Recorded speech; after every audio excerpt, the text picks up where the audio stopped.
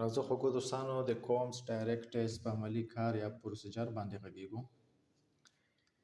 د دغه ټیسټ لپاره چې کوم موادونه یا سامان آلات موږ ته په لابراتوار کې پکارېږي اول هغه ذکر کوو چې د هغو د جملې څخه اول د مریض وینه البته په ای ډي ټي ای ټیوب کې د ای ډي ټي ای موادو سره یې مکس کوو. نارمل سلاین، انټي هیومن ګلوبولین یا کومس ریجنټ، مایکروپیپټې یا جسټرې او یو سنټرفیوج ماشین. له هر څه مخکې د دې د مریض د وینې څخه یو 5% یا 5% سسپنشن جوړوو. 5% سسپنشن به څنګه جوړوو چې 950 مایکرونه په دې ټیوب کې 950 مایکرونه نارمل سلاین اچوو، 950 مایکرونه او 50 مایکرونه د مریض وینه اچوو چې دا کېږي 5% سسپنشن.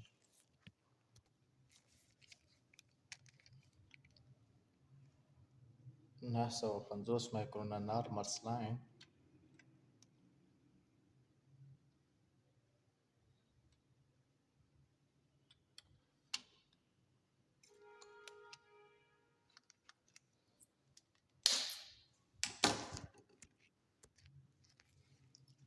او 50 مایکرونه مریض وینه. کله مو چې وینه راواخیسته شاوخوا د ټیپس پاکوو، په دې کې ښه سره مکس کوو.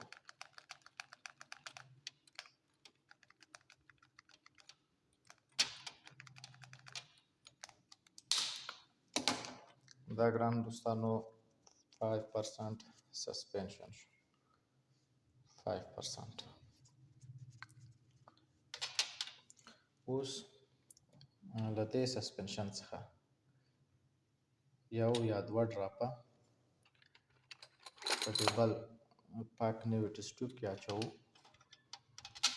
یو یا دوه ډراپه په دې ټسټ ټیوب کې اچوو. زه خپل 100 مایکرونه رااخلم. 100 مایکرونه معمولا دوه ډراپه کېږي. له 5% سسپنشن څخه 100 مایکرونه رااخلو، په دې بل پاک نوي ټسټ ټیوب کې اچوو.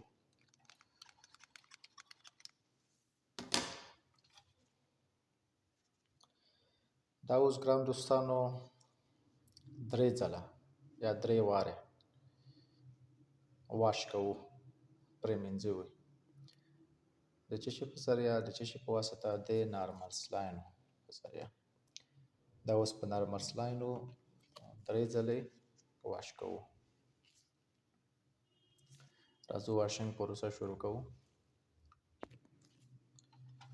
نارمل سلاین مو په دې کې اضافه کړل.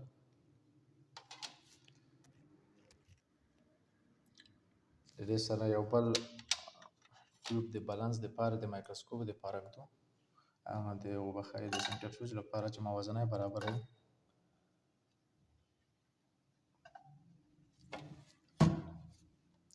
د یوې یا دوه دقیقو دپاره یې سنټرفیوج کوو.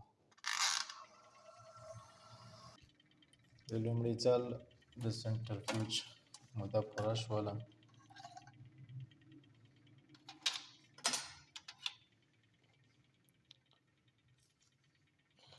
دا یو ځل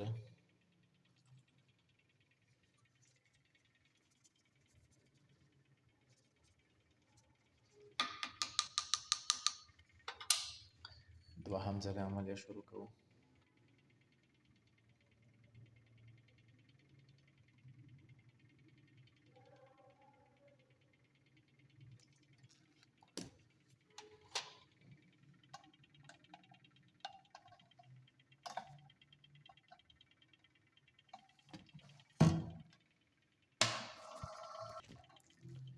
دوهم ځل خو هم د سنټرفیوج موده پوره شوه.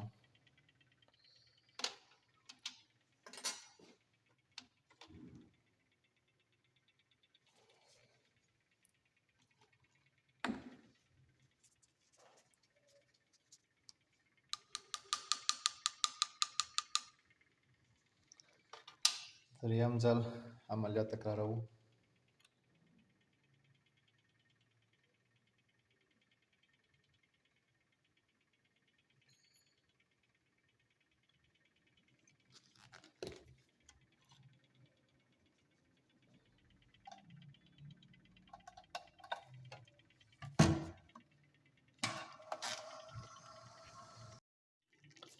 دریم ځل یې هم خوږو دوستانو په سنټرفیوژ مو ته پوره شو. واشنګ باز ته تاسو کولی شئ 4 ځلې هم واش کړئ. ما 3 ځلې واش کړم، مشکل نشته، 3 ځلې کفایت کوي.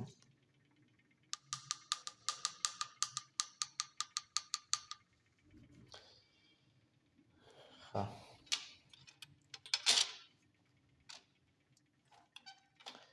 دغه ټیوب ته په کومې عربستان مو چې اوس 5% سسپنشن مو چې دې ته ور اچولی او 3 ځلې مو واش کړلو، دغه ته 1 یا 2 ډراپه انټي هیومن ګلوبولین یا کومس رجنټ انټي هیومن ګلوبولین 1 یا 2 ډراپه ور اچوو.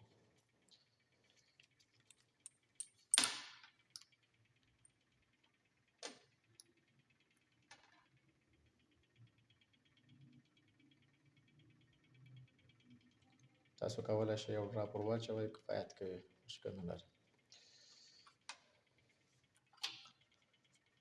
مکس کوو یې. د هغه نه وروسته د نیم ساعت لپاره یې انکوبیټ کوو، یعنې د نیم ساعت لپاره یې په انکوباټور کې ږدو.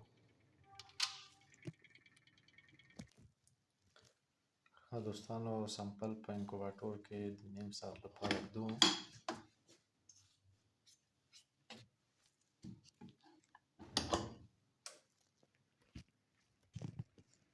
ټایمر هم چالانوو.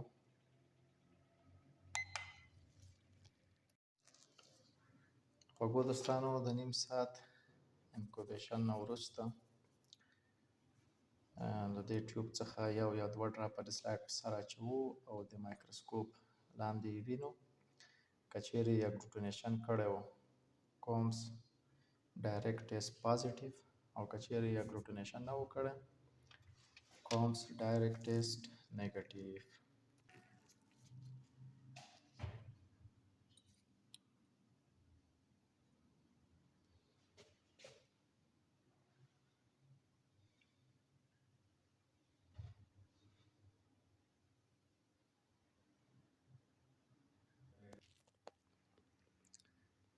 دا د ګران دوستانو ګورو چې عربستان یې سره ښخې نه دي، یعنې اګلوټینیشن نه ده موجود، نو ټیسټ نیګیټیو ده. راځو راپور ورکوو. ډایرکټ کومس ټیسټ نیګیټیو.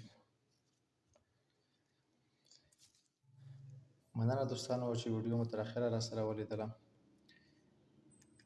په راتلونکي ویډیو کې به په کومس انډایرکټس باندې خبرې لرو. آباد او بریالي اوسئ. د خدای په امان.